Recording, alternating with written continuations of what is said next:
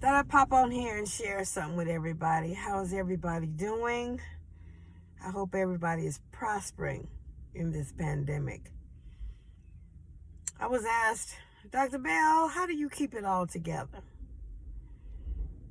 You seem like you don't go through nothing. You just keep going. Well, anybody that knows me, and I mean truly knows me, knows that I'm a woman of faith. I have to think of something outside of myself. If you're sitting around stagnant and waiting on God to do something or waiting on something to happen, that's not living a life of faith. Sitting twiddling your fingers is not living a life of faith. In actuality, it's living a life of fear because you're sitting there. You're not doing anything. Faith without works is dead. That means that if you're not doing anything to better your situation or doing anything that could potentially cause your situation to go worse, the problem is you got to be doing something. He said, be hot or cold. You got to be willing to take risk. You got to believe in something outside of yourself. You got to believe in something greater than yourself.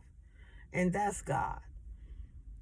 You got to have God embedded deep on the inside of you. That way you can hear his voice and you know which way he says to go. I have a real-time relationship with God. I'm walking down the street. People think I'm talking to myself, but I'm normally talking to God. In my spirit, he whispers to me. How do I get this? It's because I stay in the Word. I stay in the book. I stay in the Bible. The Word of God. In the beginning was the Word, and the Word was with God, and the Word was God. The Word is God. You need to stay in the Word. And as long as you eat in the Word, you're building your spiritual man up. Now, be careful what you read, because in order to learn what you read, you have to be tested. And out of the test, out of the struggle, is where you get your blessing. That's where you gain your faith. You can't just go in there and want to read and learn and study any old thing, because when you be tested, you may not be ready for it. I always ask wisdom and guidance. Ask the Lord, what should you learn? What should you study? Think of things that, your weakness is. Study those things so that you can be built, your strength. I have an Abraham faith where God can tell me to get up and move somewhere, and I'll get up and move. It's not sitting there to, okay, Lord, where we going? Do I need to wear a coat? Do I need to, what's the attire? I just get up and move. There have been many times, like in 2018, when God said it's time to shift. And I stepped off that school bus after being on there for 8 years in a secure income, health benefits, retirement, all the bells and whistles that come with that. And he told me to step off that bus. He had something greater. He had something better. Now, in the beginning, what he had for me didn't look like it was greater or was better, because I was dealing with some situations that, I began my learning in this industry. And, there's a lot of manipulation and a lot of struggle. My kindness was taken for weakness in many areas. Genuine hearts, all they was trying to do was increase their income. Who can blame them for that? But I felt like I was dodging federal penitentiary because, number one, it was my fault for not knowing or not studying what was I needed to do in order to become licensed or whatever.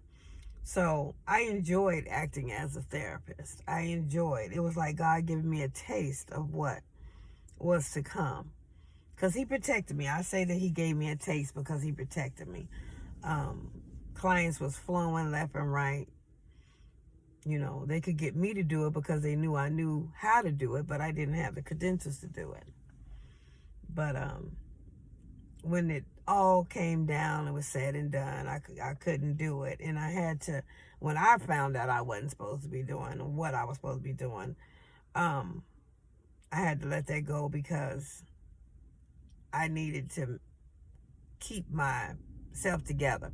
I didn't want to mess up my credentials or the ability to get my credentials by operating falsely. So I went from company to company to company to company, you know, trying to learn something that I hadn't learned in school. Because what I learned in school was to be a therapist. So then I had to come out here and learn how, you know, how the practitioner side of it is. Learn what goes up to a therapist. So I got my degrees in the top of the line. But I had to learn how to do the stuff that get to me. Say like in church, I got my degree to be a pastor.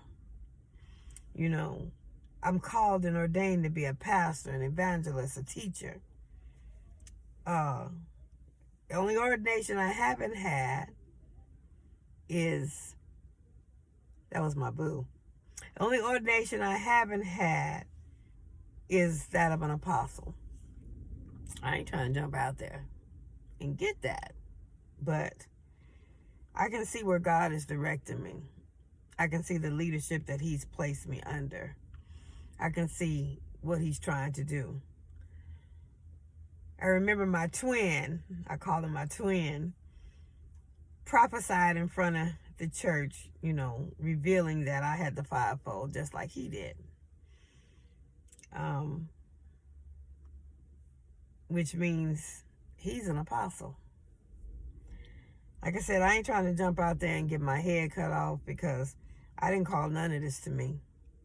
I thought I was going to be like Housewives on Atlanta, dressed in nice house and high heel shoes and successful and living large. Not saying that I'm not going to do that, but I didn't know it was going to go this process. You know, dealing with people is a work. You know, being a pastor is a work. No, I don't have no church building, and I evangelize and I go wherever God say go here. But, you know, having almost 300 subscribers, you know, having to be able to put a word out there, got to intentionally be able to put a word out there, because to me it's easier to open your church doors and have people come as they may, whoever may come. But having a group of people that subscribe to hear you say something, you got to say something. You got to be intentional. Now, I don't know what these people want or what they're going through. So therefore, I got to be connected to God. I got to hear from God in order to be able to hold them 300, almost 300 subscribers. Must be doing pretty well because, you know, they're holding, not only they're holding, they're growing. It's become international. I got some subscribers in Europe now. Not saying that it's better or I'm more of a pastor than anybody else, but to me, to be able to preach to a nation that you really don't see, to be able to talk to nations across the world, being translated in different languages that I can't even understand, you know, that puts a pressure on me because I have to keep my face before God. Because number one, I don't want to say nothing that I ain't supposed to say that ain't from him. You know, his yoke is easy and his burden is light.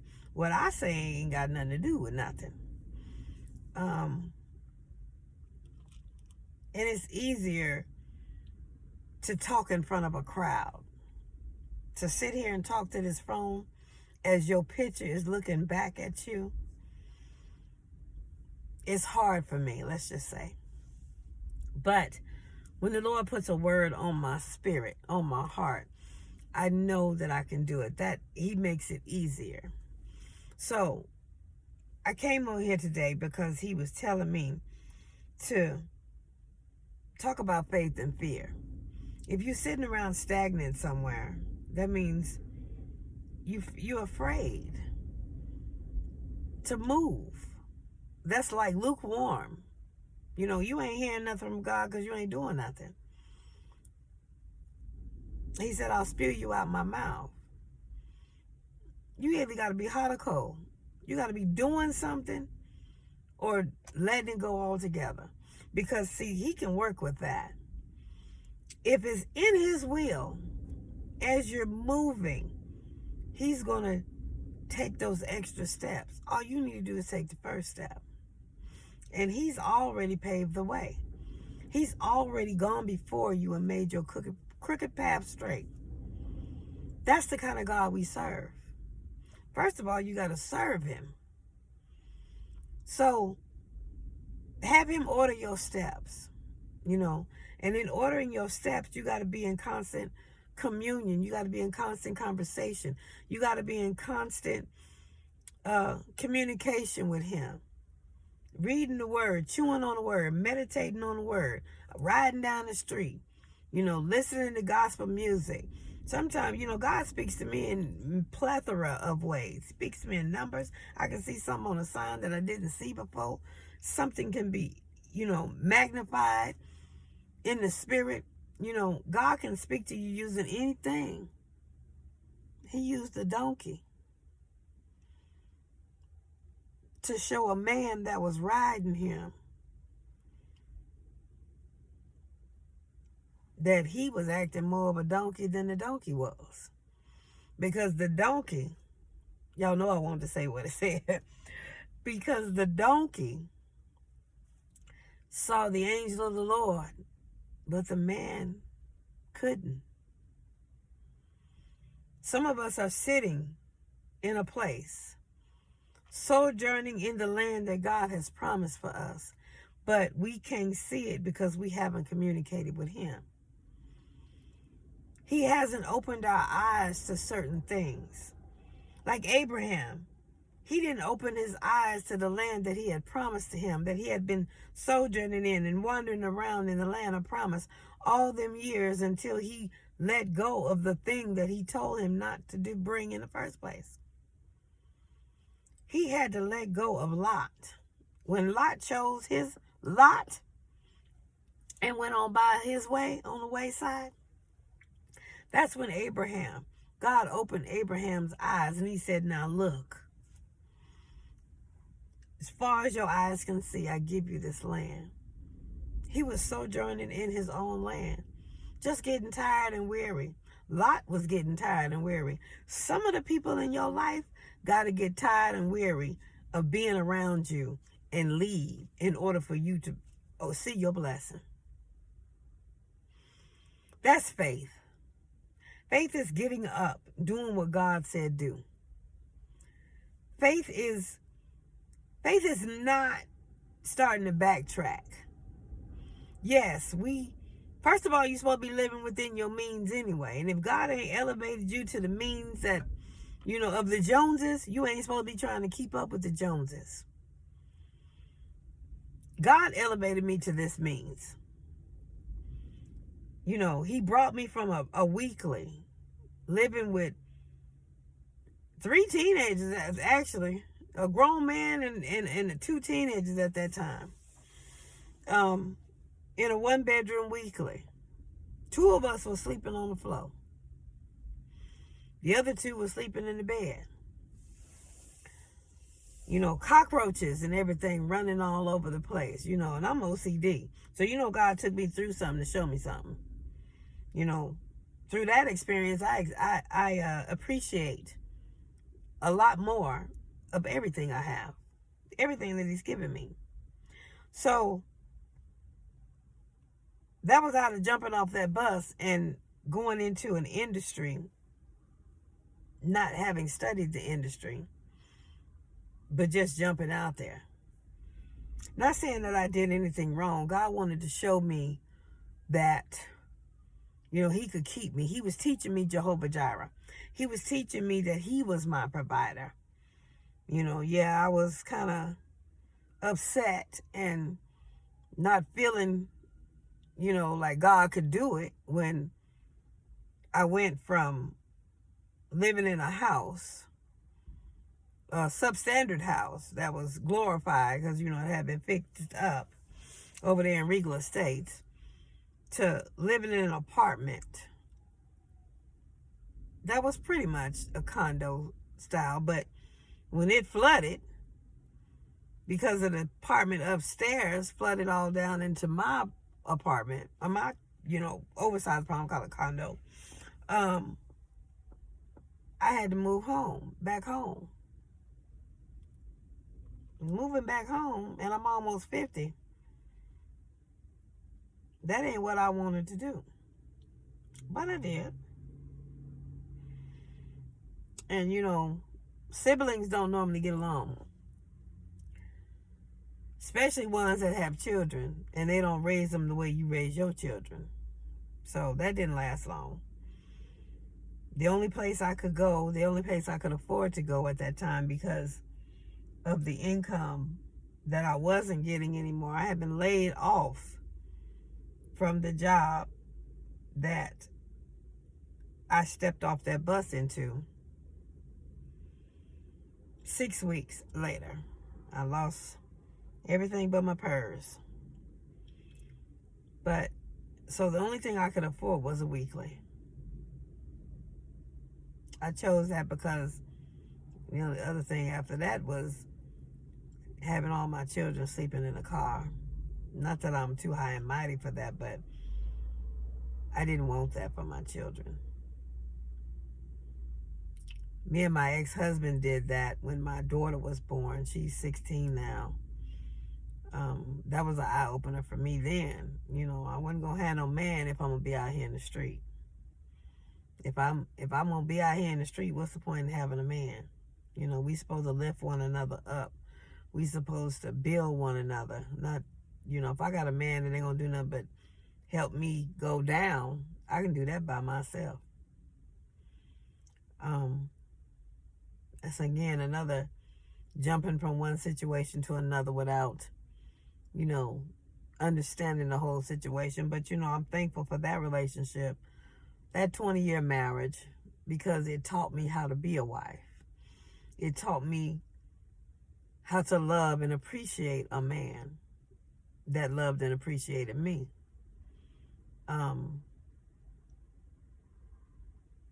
I truly spoiled the men in my life now. The ones that are trying to be men. The ones that are doing what, they're supposed to do. Or even trying to get there, find their way. As long as they trying to do, I'm going to support. But if they just being wasteful, I'm not going to support. If they being, against women or using women, I'm not going to support. But like I said, that was a 20-year learning experience. I got 3 beautiful children out of that marriage. All my children are by the same father. Not, knocking anybody that ain't. But I just believe that, God's word has been embedded in me for a long time. And I knew that he hated divorce. That's one of the reasons why I stayed in that marriage so long. But it came to a point where it was either him or me. I had to take my kids and become a single mom, which I didn't want to do. But I found that I was better and things were greater as a single mom than it was as a wife. I got so comfortable in it to where I'm still in it. I can't say that so much, but because there's a young man that's got my attention. But he ain't nothing like my ex. He's out there trying to do it, and I support. He won't let me do nothing.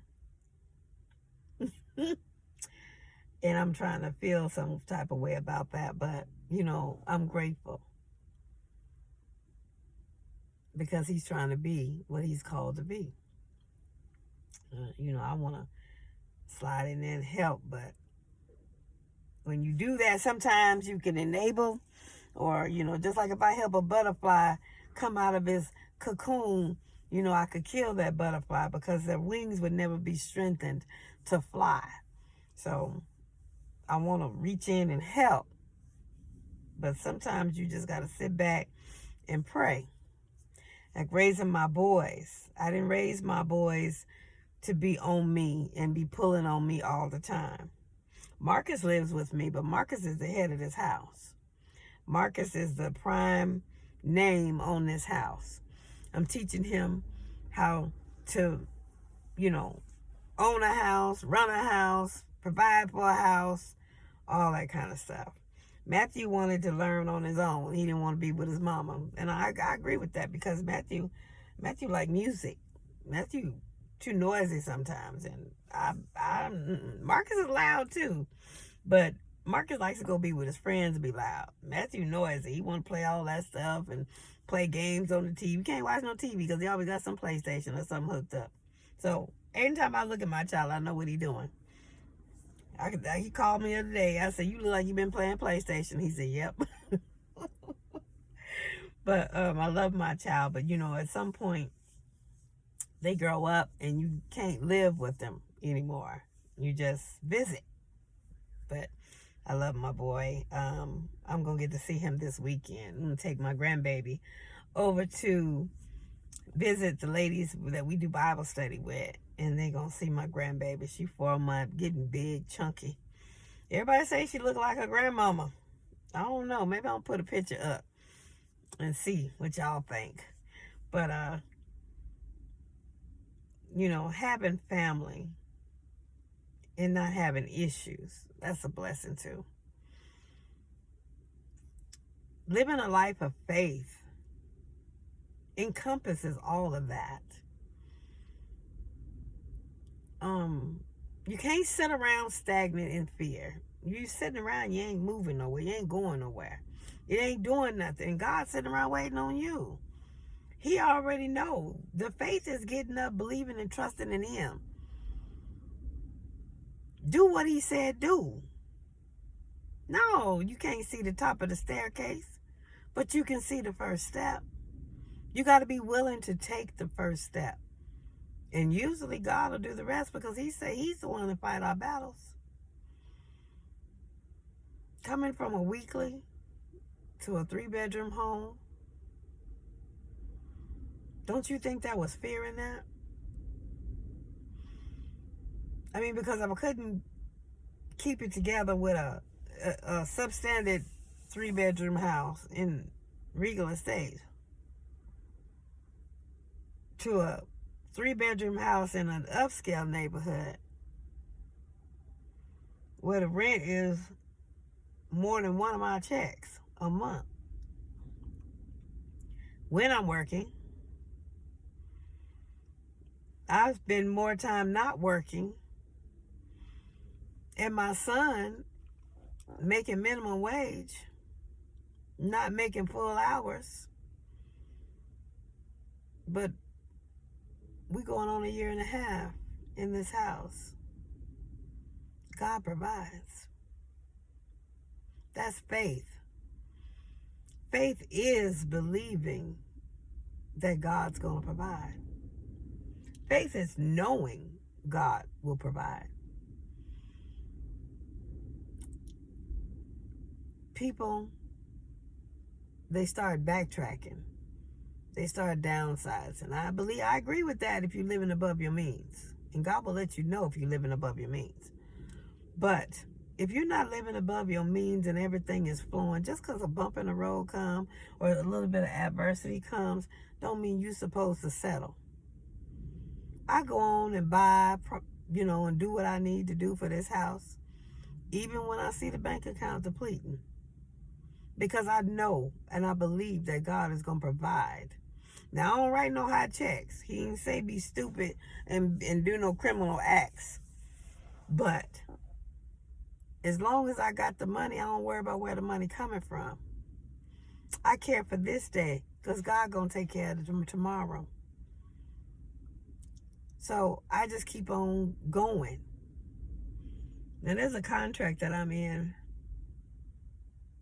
and I assume this individual is a person of faith, but I'm learning that they're not.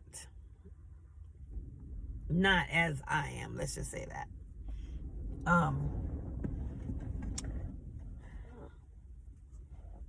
Instead of keeping on doing what's legal and ethical, they starting to cut corners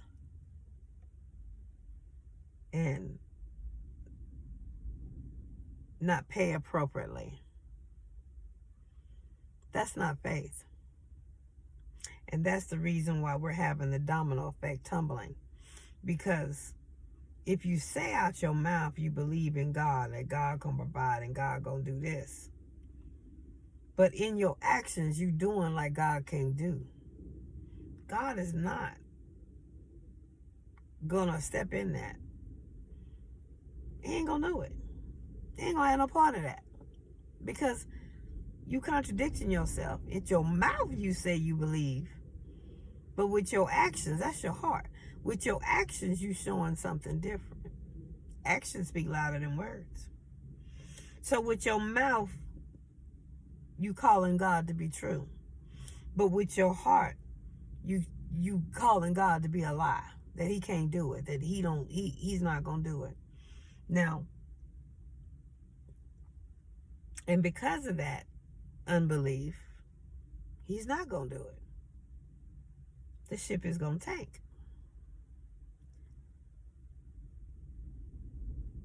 But everybody has a moment to repent. He gives that opportunity. It's called grace and mercy. You don't repent though, you standing there wondering why. God ain't changed. You changed. Now, even with what's going on, I still go around, buy groceries for this house. I don't qualify for government assistance. That's a blessing in itself. But yeah, I could use, some government assistance. But that wouldn't be God in my life, to me. Because God is showing me that he can do it without it. For some, that is God in their life. But there's an elevation from that. You can get off of that. And God can hold you on his own.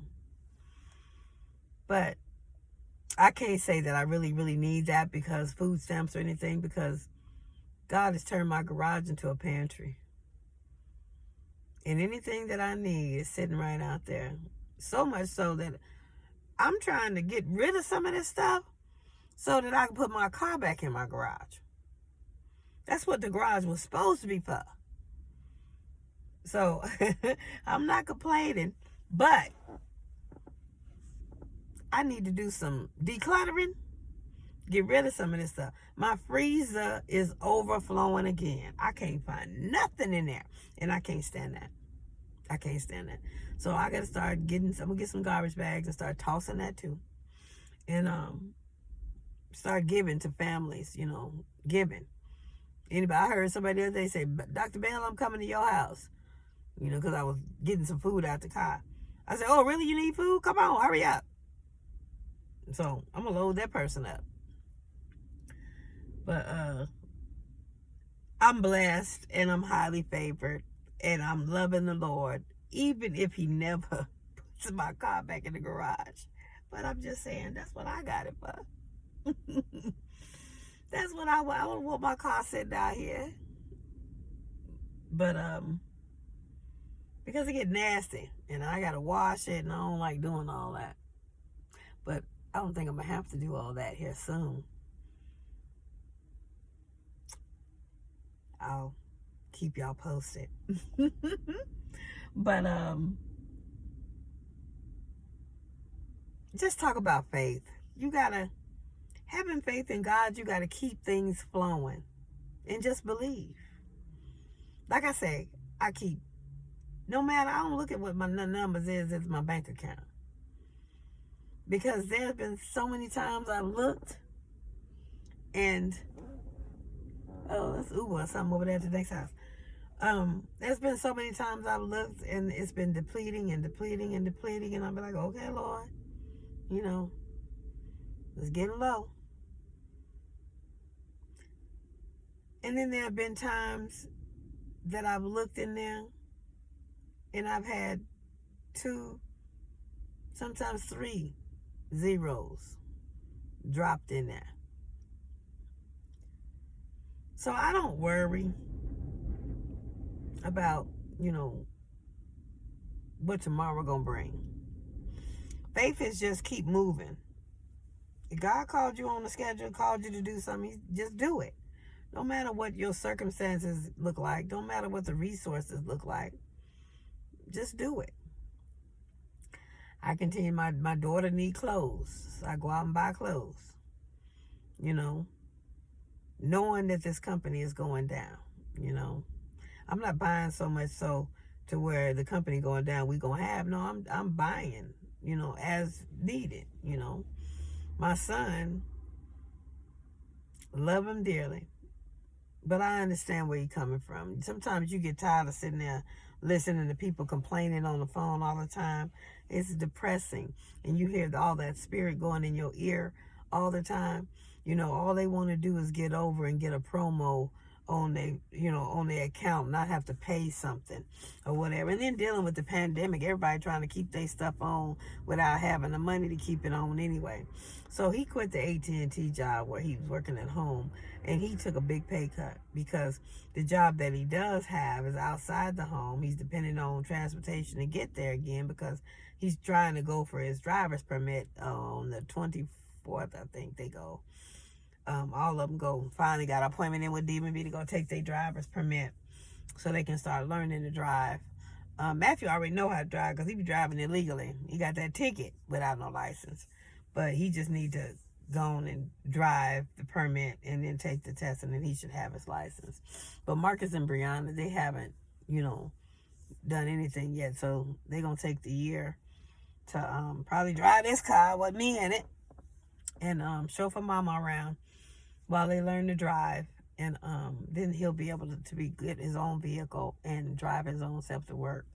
But like I said, the hours that he's getting now is not the hours that he had before, and the pay cut is all the way down to minimum wage. Now, I haven't made minimum wage since like 2010. I didn't even know minimum wage had went from $7.25 up to $9 or something. I didn't even know. I've been making above minimum wage when I did work for a long time, so I never kept up with that. But still, he don't make the hours. His last check was $300. That's a whole lot of difference from $1,200. One check.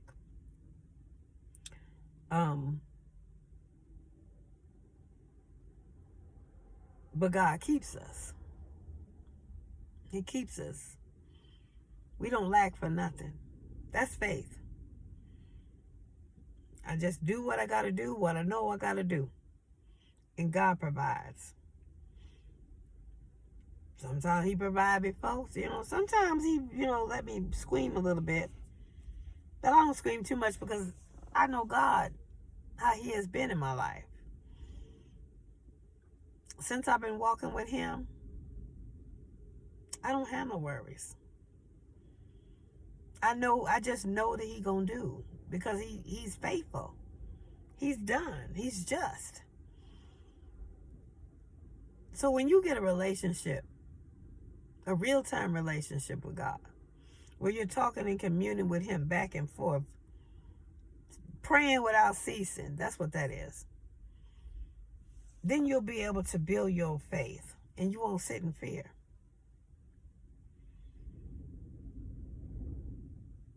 Life will be a whole lot better. I ain't gonna say you ain't gonna go through some things, because the enemy comes to promote you. God allows the enemy to come to promote you, because once you complete that test or once you learn that lesson, then you get the elevation, you get the promotion. So without a devil or adversity, you can't be promoted. Without learning something or to go a little higher, you can't be promoted. So when you get a relationship with God, your life will change for the better. It ain't gonna always look like that, because he got to bring you out of some stuff. He got to bring some stuff out of you. But when you get to this level where you can flow, it makes a whole lot of difference.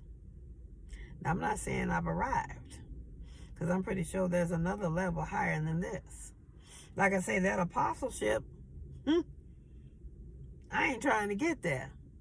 But if that's what he's trying to call me to do, it's his will, not my will. Home ownership will be the elevation of this. You know, he keep me in this, but I'm renting it. Which means I don't have to worry about the appliances and, major breakdowns. He ain't gonna put all on you too much you can bear. And I would worry about the appliances breaking down and all that, then yeah, maybe I would have, been wavering or something, because, God knows how much you can handle. When I first got in this, I was real shaky. I didn't know where this was going to come from. But now,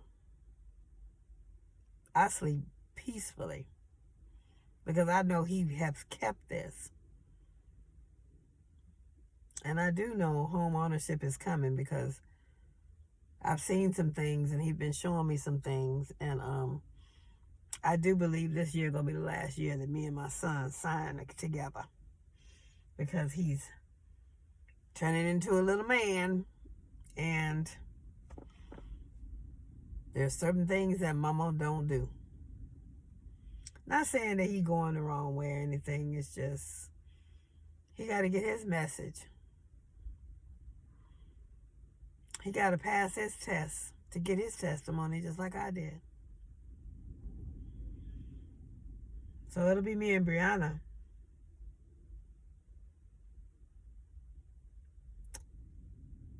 Or, like I say, I'll keep y'all posted. But I'm going to get off of here. I got to respond to my boo.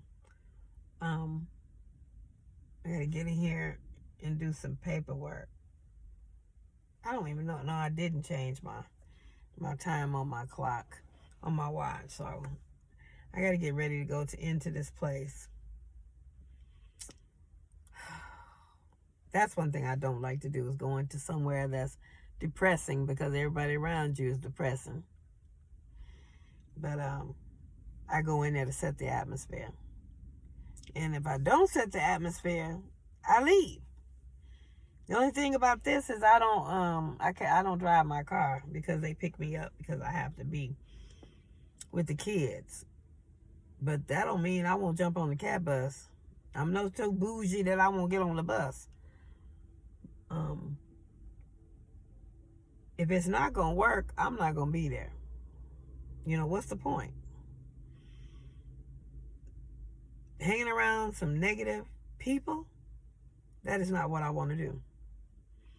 If you can't be operating in faith and being positive, why would people want to be around you?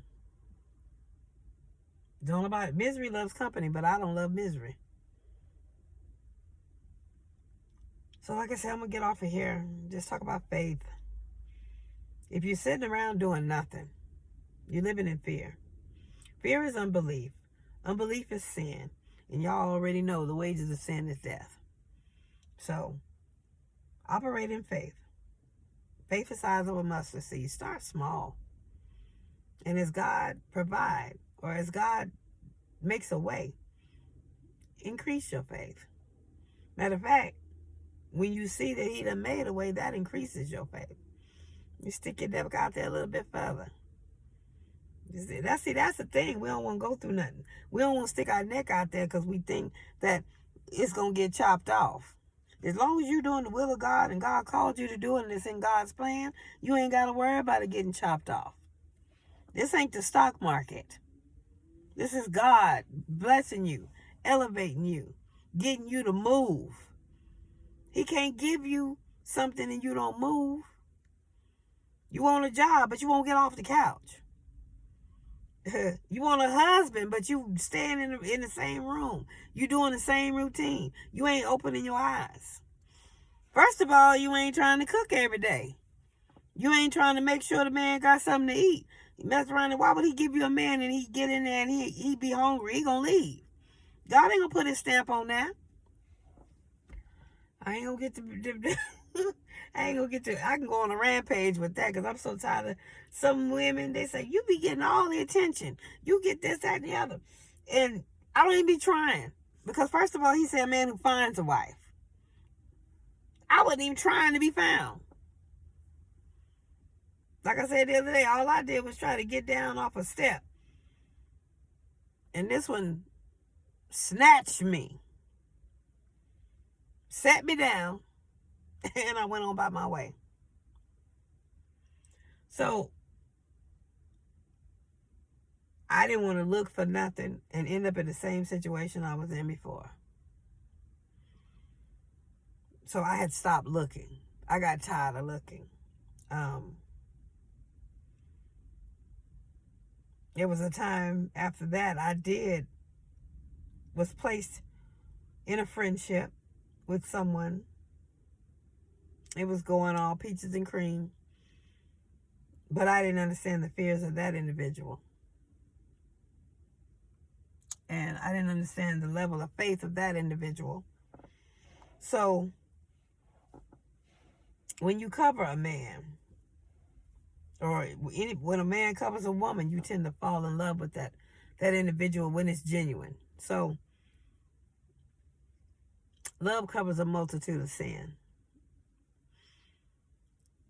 So when I'm covering this individual, your heart grows and you're genuine. You fall in love with that individual. Love is blind. It is. Because it covers.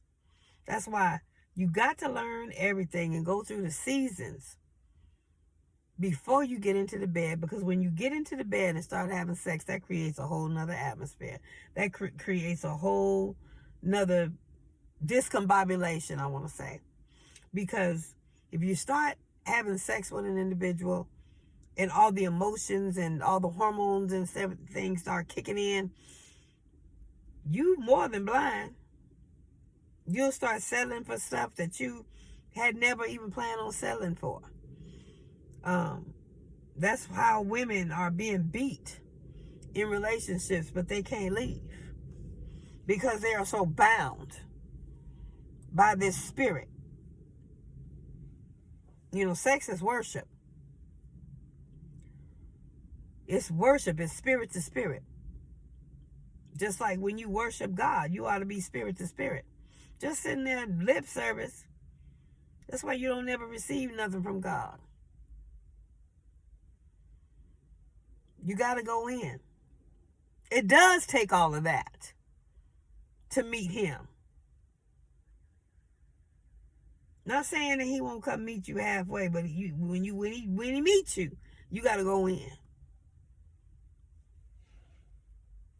Like I said, I'm going to stop ranting now. I fell in love with that individual. And we decided to part ways. We decided to go our own way because I received my elevation and that individual didn't, he did respected me. He told me he wasn't ready for that. So he wasn't ready for that lifestyle. So we parted ways. We still best of friends. We parted ways. Never slept with one another. And then there came another individual that God called me to cover. Fell in love with that one.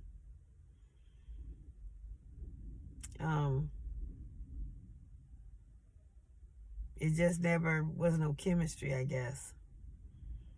It just never went any further than it was, friends.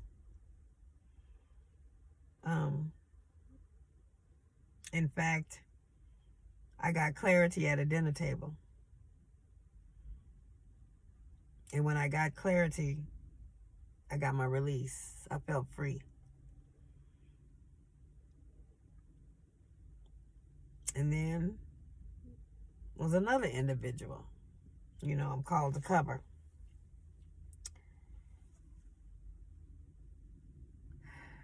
And it's flowing. But like I said, I don't look for it to go. I just say, keep you posted. I ain't trying to give up my freedom anyway, because I understand the role of a wife, of a helpmate. And I ain't trying to give up my freedom just yet. But anyway, that's faith though. God told me he was preparing me for my husband. But because the first one wasn't that, and the second one wasn't that don't mean God lied. That don't mean God ain't doing it. That just means that I gotta be prepared, because it's coming, whether I want it to or not. It's coming. And it's not for me. Marriage is ministry. Marriage is to help the other person, to be that helpmate. Just like that person's supposed to be your helpmate. Is to help. God called us out by twos. Love goes, we can love ourselves, even to the point where it's sinful. But love is to be shared amongst each other. And he told me marriage is ministry that loves you back. So I don't knock it. I see it to be a lot of work. But when you love and your heart is in it, it ain't no work. Just like caring and spoiling the men in my life, ain't no work. It's just something I want to do. Makes my heart smile. That they heart smile and they well taken care of. I have 4 men in my life that I spoil.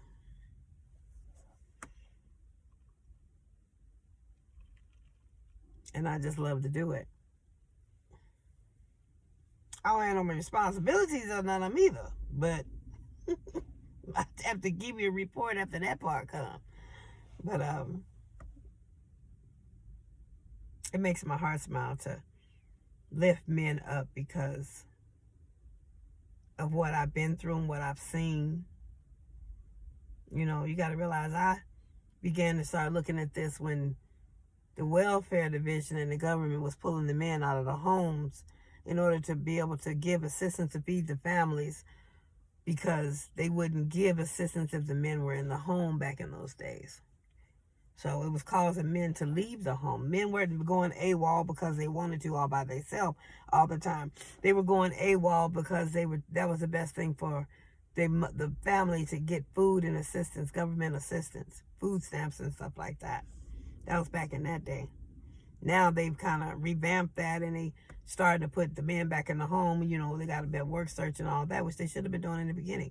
They shouldn't have split the family up. They took the head out of the home. And therefore, you got a lot of children running around here with no head. And they run around here trying to figure it out for themselves. So therefore, we got these type of generations. We got babies raising babies. So that's why I've always loved to support the men that are doing right, that are trying to do right. Yeah, I'll always have a place in my heart for my children's father. But that's about all with that. He's gone on to make his own new family, doing his own new thing, with his own new kryptonite. And my boys are here to try to figure it out by themselves, but God provides. Like I said, this young man in my life right now was in my life back in 2014, 2015, speaking into my baby boy's life when I didn't know nothing else better to do with him, because he was going through his phase, his teenage. I couldn't teach him to be a man. So I put him on the football team. And this young man happened to be the coach and spoke into my child's life. Got my child situated to where my child has become a very successful young man. I'm proud of him. And God brought this person back into my life. And we're the best of friends. So that's just faith. That's just operating in faith. Knowing that God got me covered on every area of my life. I don't hang around people that's chaotic or cantankerous, hollering and screaming, ain't got no peace, not operating in faith. Because, see, when you hang around people like that, they tend to draw you. God said, if I be lifted up, I'll draw all men unto me. So I lift up God. God is love. I lift up love. If you ain't lifting up love, I don't know what be around you. Because whatever spirit you lifting up is going to draw the people. It's going to get on the people's nerves. I ain't trying to lift up all that mess. I like peace too much. Like I said, I'm 50 years old. I ain't got time for all that drama. I'm getting ready to my retirement season. Ready to lay back somewhere and just relax. I've raised my children. I'm raising Brianna. She my last out the door. Not saying that God ain't gonna call me to raise no more kids, but it's hard raising children as a single mom when you got to deal with everything by yourself. Thank God I had God most of the years. I ain't gonna say I had him all the years because I wasn't in him. I wasn't communicating with him. I was running around here trying to lean to my own understanding like a lot of people doing today. But I'm proud of my children. I'm proud of the woman that God has created me to be. Because had I been the woman that I wanted to create, I would have been worth nothing. Filthy rags. I'm still filthy rags in his sight, but I wouldn't been able to give God the glory out of my life as much as it is now. And that's what I wake up, I live for, is to give my life, to give God the glory, all the glory, to make my life worth something, the glory of God. That's why I serve him, to be a blessing in others, because God's been so good to me. He continues to be so good to me. I don't have a worry or care in the world. At 50, as a single mom. Again, it's my third closing, as my apostle say. I'm going to get off of here. Get in here and try to do some work, because I keep forgetting I got to set this watch. I've been on here preaching long enough. It's almost an hour. I want y'all to continue to have a blessed day. And the moment of truth today is that you live by faith. Not fear, not by sight, but you live by faith. And God will provide all that you need. Stay blessed.